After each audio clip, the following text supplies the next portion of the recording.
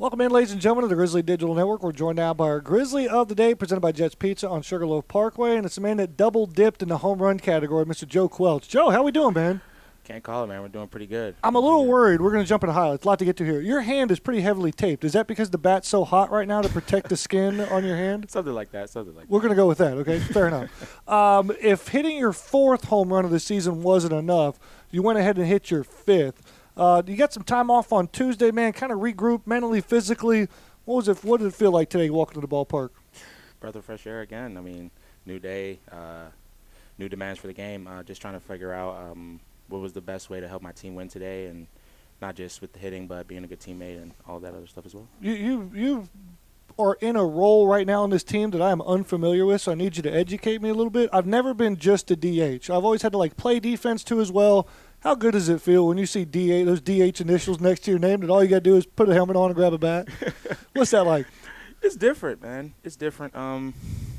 I'd say the hardest part is decompressing and understanding what the last at-bat held and learning from the last at-bat, but also not getting caught up in the last at-bat and kind of flushing and resetting. Because when you go out there in defense, kind of refresh a little bit, kind of get your mind off it. What's the defense doing? Where am I supposed to be, et cetera, et cetera. Well, it didn't phase you at all in your third at-bat. You hit your fifth home run of the season. I don't know that you know this, but 105 off the bat, exit velocity, and it hit something hard out there beyond the left field wall. Do you know how far we went with that home run? Did that hit the back of the bleacher or the back of the bullpen, or did it get sidewalk, or did it get Collins Hill Road? Do we know? I think it just barely went over. I don't think it just barely went over, buddy. It hit something hard out there and bounced. But nonetheless, your fifth home run of the season. You re-entered the lineup with a big old bang. Grizzlies win 12-2. A.J. Sepkowski steals a little bit of your thunder, hits a walk-off 10-run terminator, and this team is right back to where they should be, scoring 10 runs per contest. Cameron Rapetti out there on the bump. When you get him the ball on Friday nights under the light, how much confidence does that give you all when he's pitching? Oh, you're getting a quality start every time.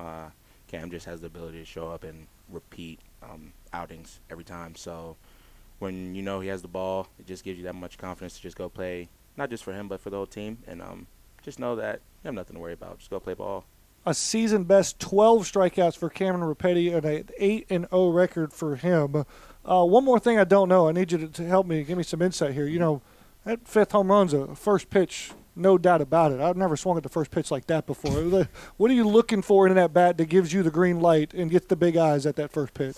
I'd say personally for me, it's more so just trying to see the ball. As crazy as it sounds, you can't get too caught up in what he's going to try and do to you. You just got to see the ball, let your eyes work, take your best hack at it. And so how good your eyes are working for you in the batter's box. Up here in the press box, I see a lot up here. And I don't know if you know or not, but maybe coming out of the dugout, little chicken dance. You staying loose right now? Is the juices flowing a little bit for you?